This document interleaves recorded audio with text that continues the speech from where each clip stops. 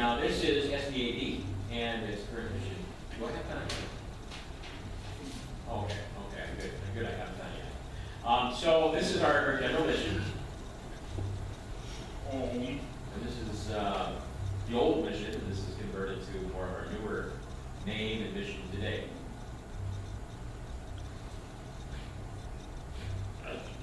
So SDAD is, like I said, an advocate organization, and at the same time, kind of a watchdog organization. And of course, it's a social organization where we get together and have fun, have entertainment, and so forth.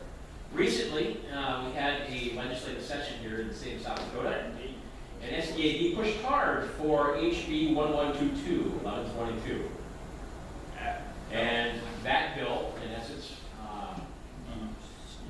allowed us to change the wording, hearing impaired, be eliminated from all written laws, all things that we've had in schools and so forth in the past.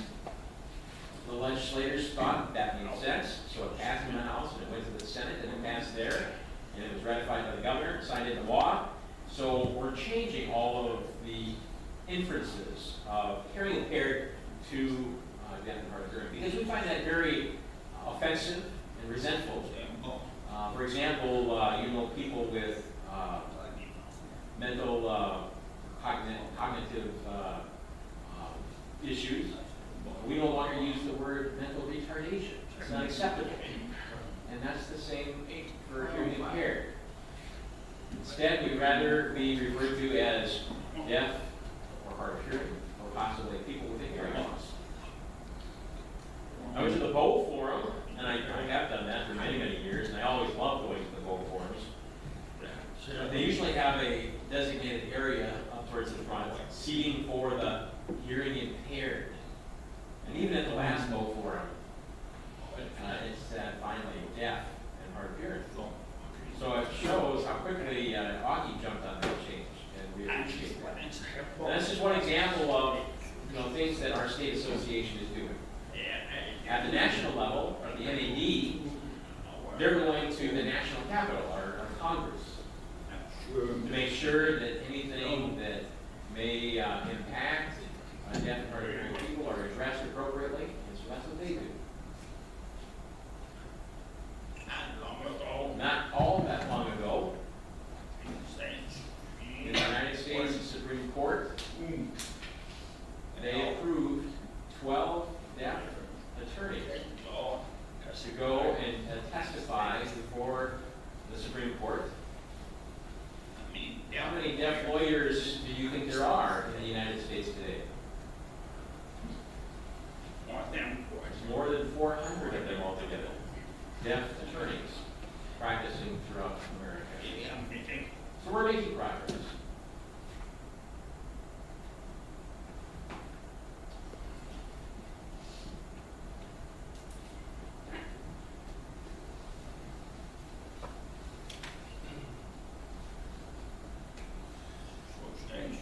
So our state associations provides information not just to our community, but to parents, to teachers, to interested interpreters, those who work with interpreting organizations and so forth. Events at Augustana, the Deaf Awareness Group, or ASL classes will oftentimes include mailings and information to the state association of the deaf. Your open houses, for example, and all of that is given to our website and our SDAD network, so we can get the word out. Over the years, our goal in general has been this.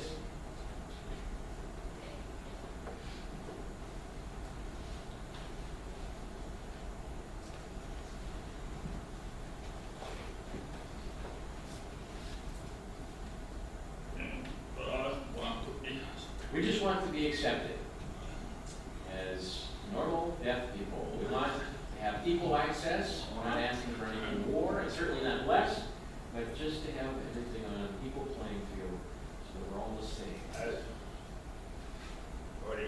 In early history, oftentimes we were considered a subclass of people, second-class citizens, so to speak. And I think times have changed, and we're making progress.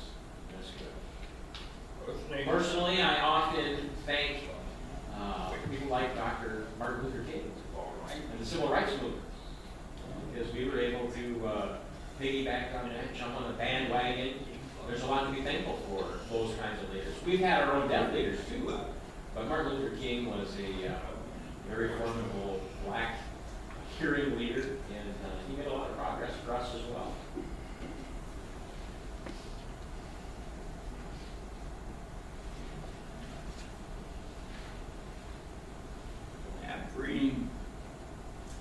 Every group of people, no matter who you are, you want to feel a sense of belonging. And being a part of a deaf community, a deaf organization, a deaf club, gives us some sense of that belonging. And it's not to be segregated into our own deaf world, but to also be included in the hearing world, which is much greater than us. Only about 5 to 10% of our community is deaf. So it's important to be a part of that larger community as well. We have such a rich history over the years. We have our own culture, our history, our literature, deaf studies, all the things listed here. We have our own sense of humor, drama, and social life. These are famous deaf entertainers, actors, actresses. You probably know this guy, this young gentleman here, and famous deaf artists. We have large deaf productions and theater.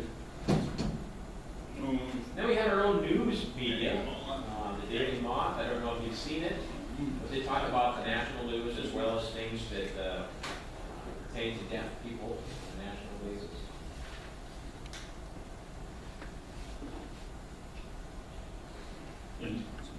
The basic concept is we all share a culture. We all have our own language, behavioral norms, our own values, and our traditions, just as the hearing community does. So we're no different. Let's talk about how technology has changed our world. For the most part, for the better. We have things like computer and email and all these things that give us access. But the only drawback of all of these things is this. I guess there's more positive than negative.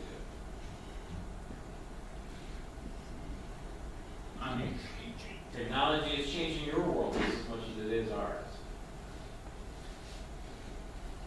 Now let's talk about the third group or entity, is CSD, which is an acronym for Communication Service for the Deaf. So what is CSD? It's this right here, self-explanatory.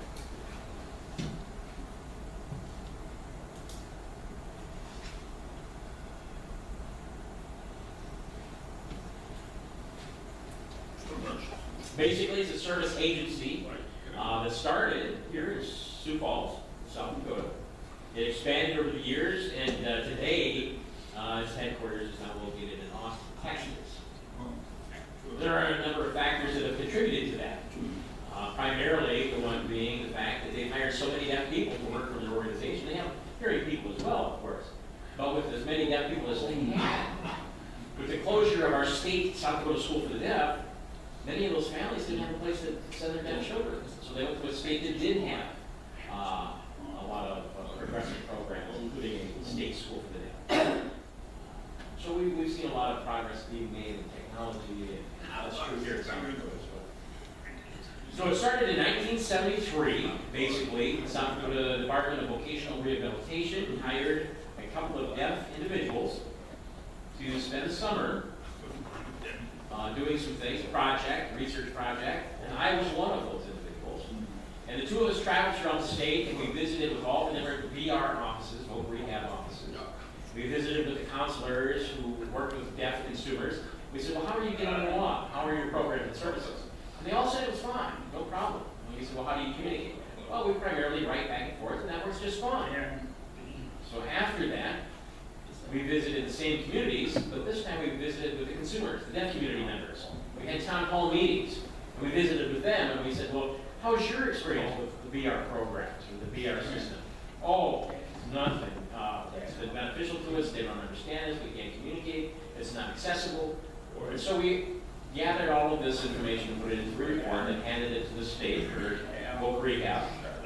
They shared it with the state legislature.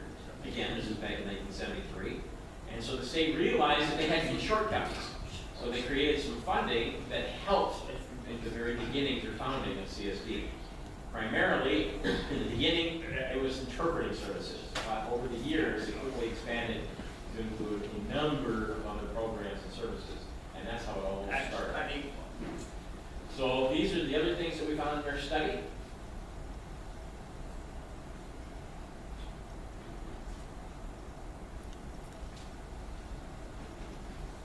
And this became the mission and vision of CSD.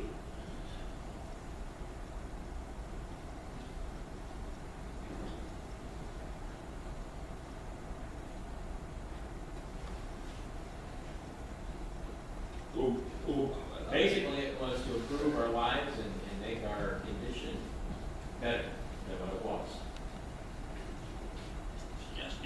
This is the office up in Aberdeen, CSD about Aberdeen. This is a gentleman by the name of Lance Sigbestad, and he works in the CSD of Aberdeen office. Mark Shatursky works here in the CSD of Sioux Falls office. We have a CSD of Rapid City office as well.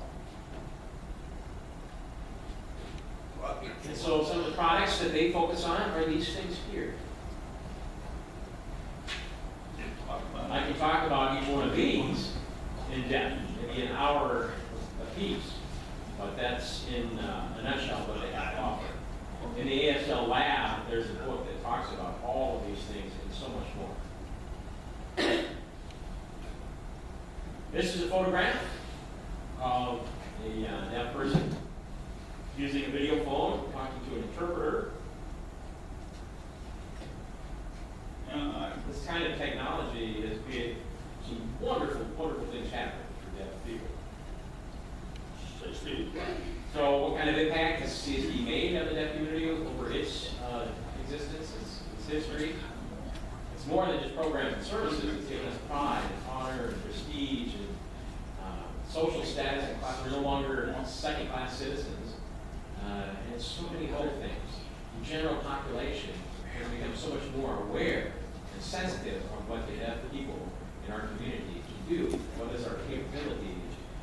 The only thing we can't do is hear.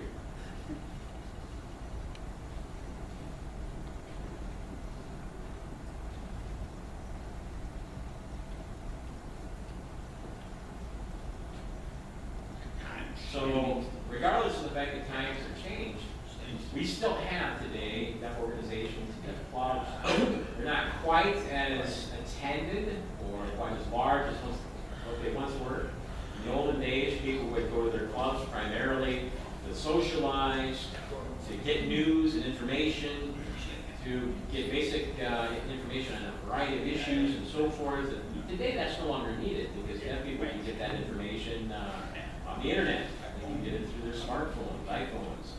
They can communicate much faster and much easier than they ever have been able to. But to get together for the social aspect of it is still in need.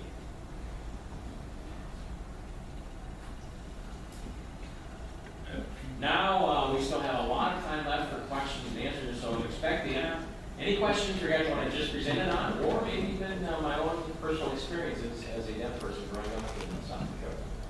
With that, any questions? Yes?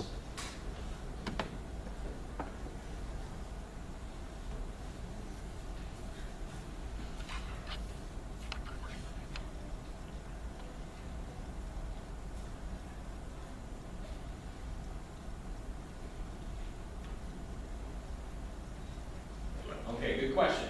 Wyoming used to have a school for the deaf, and it was primarily a grade 1 through 8 program, and now that's no longer in existence either. I'm trying to remember. Let's see. I think it was in Casper, Wyoming, if I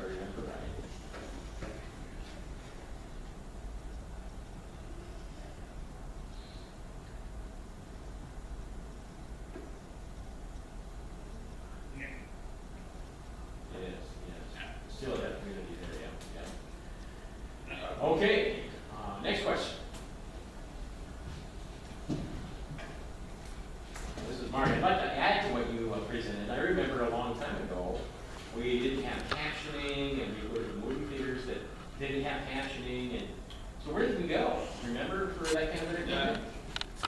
Well, deaf people, once a month, or sometimes on Saturdays, kind of depending on Friday nights too, they would have a local deaf club, and oftentimes they would have films, theatrical films that were captioned.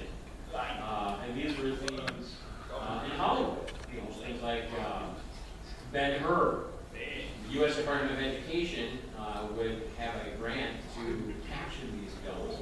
And then on these old reels, we'd have to set up these movie projectors, and they would have these open captions on the film. We would have popcorn and have sodas, and as a small deaf community, we'd watch these films. Because we didn't have any other opportunity for that. Schools for the deaf, they oftentimes would have educational films that were captioned.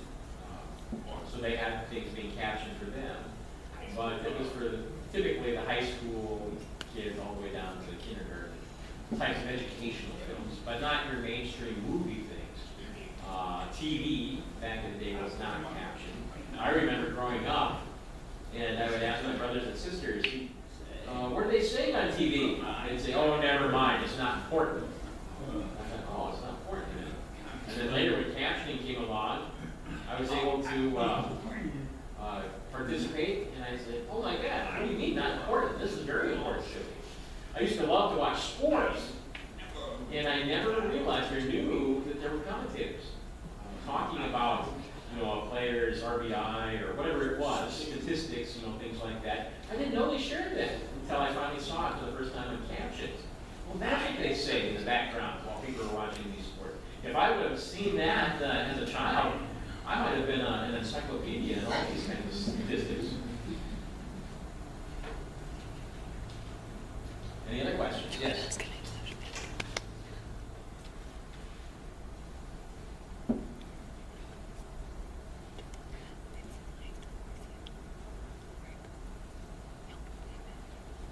Well, I know that South Dakota, our deaf community, has shrunk to some degree, and that's because of the employment opportunities. When CSD hired so many deaf people, it was a boom to our community. When they left, it caused an exodus. We still have a fair size deaf community. We still have a number of folks in Rapid City, smaller than what we have here, a very smaller group yet in Aberdeen and so forth. But now we've noticed that there are more and more deaf people coming up and finding jobs in Sioux Falls. Our economy here in Sioux Falls is very good, so there's opportunity here. And there are people that I've never seen before. We don't get together and congregate like we once did. I mean, people are more individualized, which is fine, and that's okay.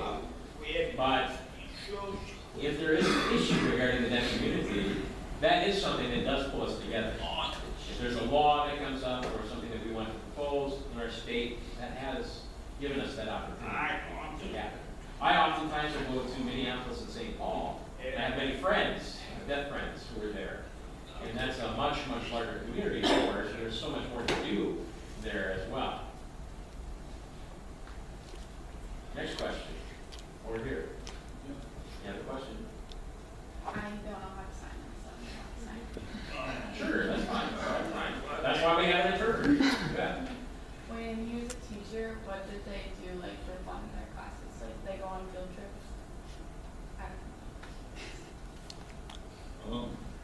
Oh, definitely, definitely. When I taught in government, for example, we would often take our class, go up here, and we would see the state legislature, the state capitol, and on the local level, we would bring our students out to meet with the mayor of Sioux Falls, and they would